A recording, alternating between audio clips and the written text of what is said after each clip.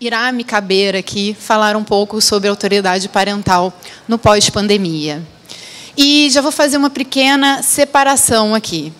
Não vou falar sobre os desafios reais, porque eles foram muitos.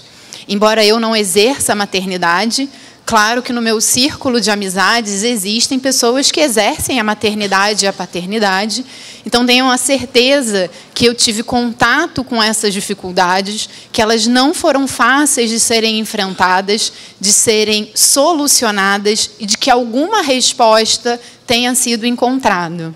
Mas não é sobre essa prática que eu acho que todos aqui, que são pais, mães ou de alguma forma exercem cuidados de crianças e adolescentes, enfrentaram. Não é sobre esse dia a dia e sobre decisões individuais e pessoais que a gente vai poder falar. Eu acho que, enquanto jurista, defensora pública, professora, doutora, o que me cabe aqui é propor algumas discussões jurídicas sobre o tema, principalmente, a partir das minhas reflexões, dos meus estudos e de 2 anos de experiência, tendo experiência específica em vara de família, que durante a pandemia, era isso que eu queria falar. Eu tive que atuar em vara de família durante a pandemia, e isso gerou ali uma série de reflexões que eu vou aqui compartilhar com vocês. E o primeiro ponto que eu gostaria de partir nessa fala é de que eu acho que o tema autoridade parental, de alguma forma, ele ressurgiu durante a pandemia. A minha percepção, e eu já estudo direito de família, eu me formei em 2005, então já são 17 anos estudando direito das famílias, é que a gente sempre tinha a tendência a resolver tudo nos últimos anos a partir da guarda. Então, nós utilizávamos guarda, alimentos, estou falando aqui em relação a direitos que envolvem crianças e adolescentes, tá? Mas nós utilizávamos muito as figuras de guarda e alimentos e centrávamos as discussões ao redor desses 2 institutos. O que a pandemia nos trouxe, mesmo sem utilizar esse nome, foi o ressurgimento da figura da autoridade parental. Autoridade essa que, caso, não sei se temos estudantes, principalmente estudantes de períodos mais recentes, novos da faculdade de Direito, mas uma autoridade parental que vai representar o dever de cuidado dos pais em relação aos seus filhos. Mais especificamente, também se diz o poder-dever dos pais de promover toda assistência material, moral, social e tudo mais que se fizer necessário para o desenvolvimento dos seus filhos. Desculpa, gente, que eu vi uma grande amiga, Silvana, tinha que dar oi. Como é que esse tema foi ressurgido, mesmo sem que a gente utilizasse esses nomes? Pela perspectiva dos pais, e aí eu já começo até a apresentar os problemas e buscar apresentar as soluções, eu entendo que esses desafios e esse ressurgimento surgiram a partir de 2 grandes eixos sobre a perspectiva de pais e de mães. O primeiro deles envolve a discussão sobre a divisão e o compartilhamento das responsabilidades de cuidado. E já que eu tenho a felicidade de estar na mesa com a Silvia, preciso lembrar de uma triste matéria da Folha de São Paulo sobre pais juristas durante a pandemia, em que havia uma grande... Como é que a gente pode dizer, Silvia? Uma grande parabenização, felicitação por aqueles pais que estavam bravamente conseguindo fazer reuniões e audiências online. E foi uma reportagem que simplesmente não falava das mulheres. E graças a um movimento muito forte da Silvia Marzagão, foi possível acionar o ombudsman da Folha e uma grande reportagem que a Folha de São Paulo reconheceu, em que ela não deu visibilidade às mulheres juristas que não apenas tinham que lidar com as mesmas reuniões e audiências, mas, além disso, precisaram lidar com uma responsabilidade maior pelo cuidado dos filhos, aí incluído o lazer, a cultura dos filhos dentro do ambiente recluso da casa, porque essa matéria, ao menos, foi durante o auge da pandemia e da nossa restrição de possibilidade de saída das nossas casas, e mostraram quanto elas estavam sobrecarregadas e carentes dessa equalização doméstica com os pais e outros responsáveis. Então, a mim, o primeiro desafio que a pandemia escancarou e que se coloca para nós a partir de agora é como é que essa autoridade parental, de fato, tem que ser articulada e como ela deve ser equalizada a partir dos papéis de gênero.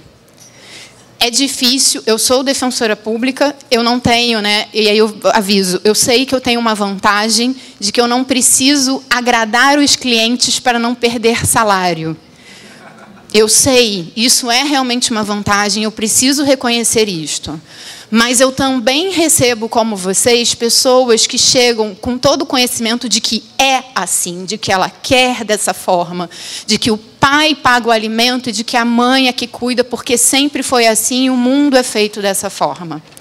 Mas o quanto nós, profissionais do direito, estamos preparados para propor outras alternativas a partir de uma igualdade de gênero. O quanto nós nos capacitamos para, não, sem necessidade de debate, de briga, mas para propor alternativas que caminhem um pouco mais em favor dessa equalização. Será que nós nos sentimos confortáveis, ao menos para deixar aquela pergunta atrás da orelha de: você acha mesmo que é normal só a mulher levar ao médico? Ou você acha realmente normal que só a mulher tem que fazer o trabalho de casa?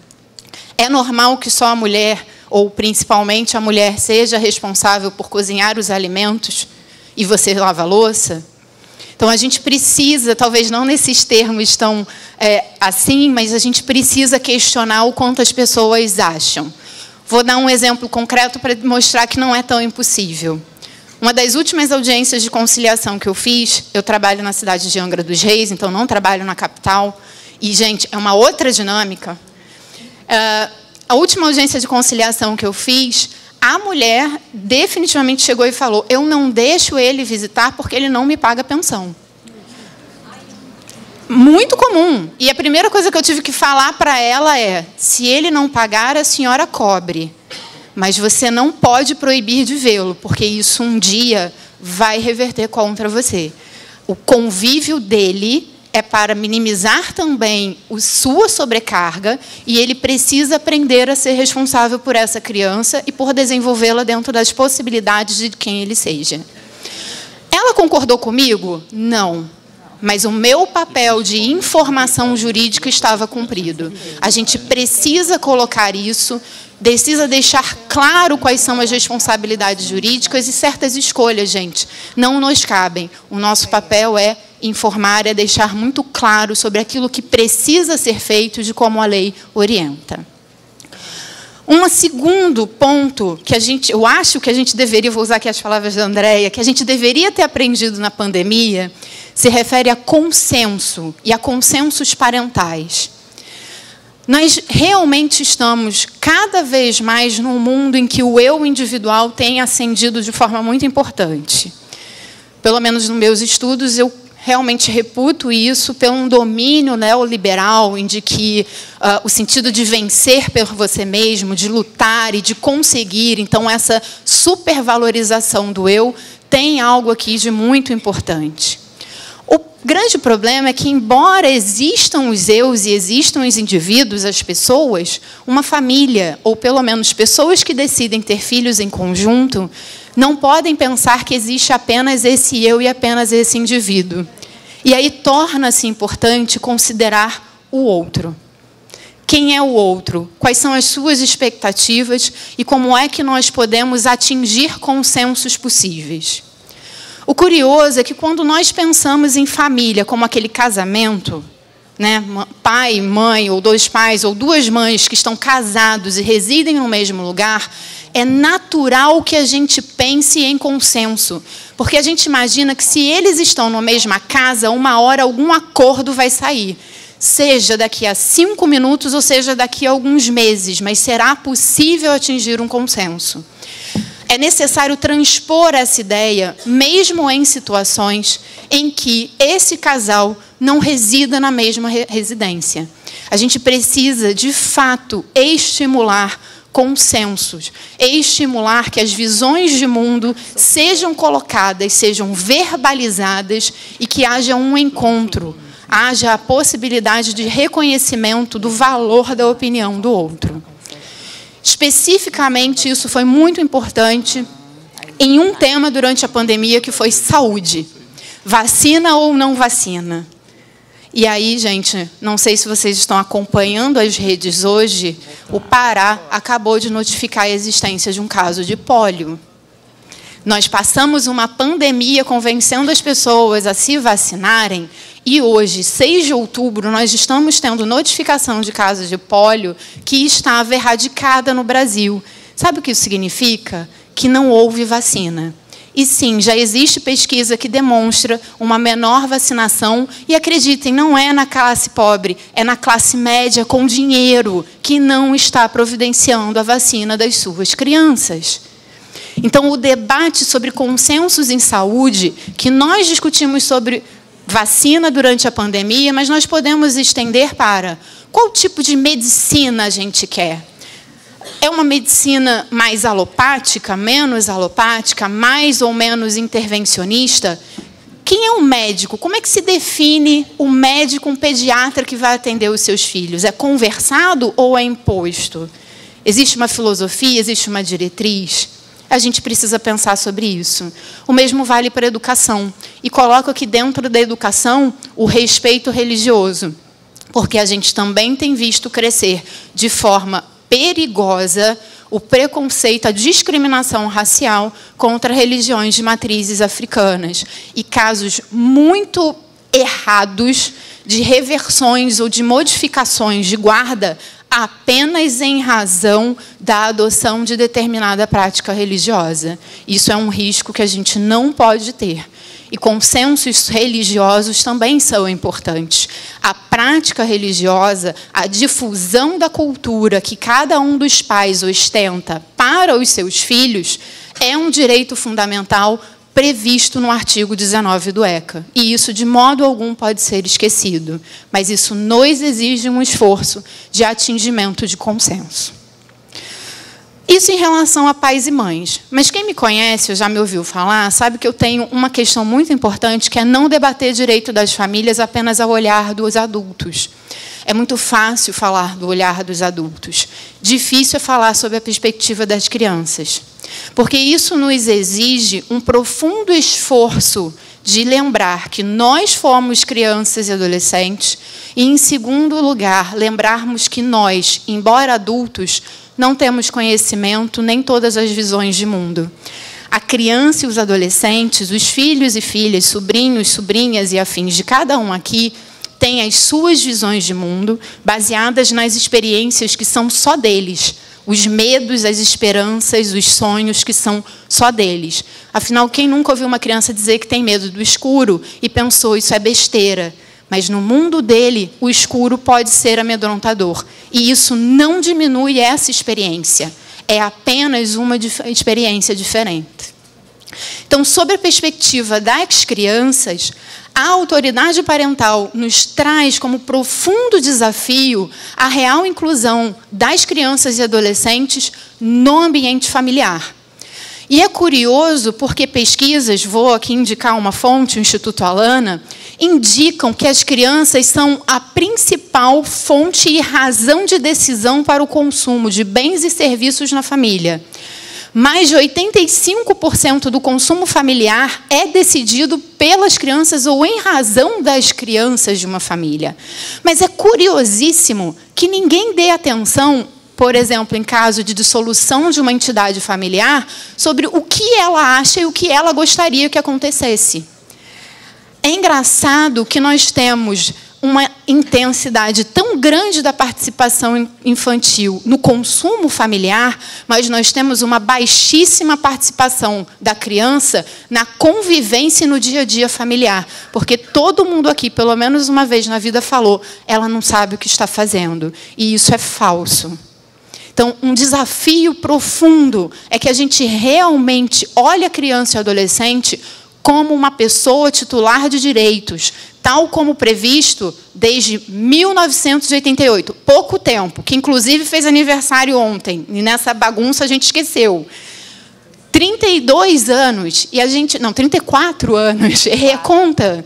Mas 34 anos, a gente já tem a regra. O que a gente precisa é reconhecer que existe esse espaço infanto-juvenil e nós vamos ter que entender isso. Aqui, sim, nós somos os adultos. Nós já temos esse aprendizado. Então, essa parte é um papel que nos pertence.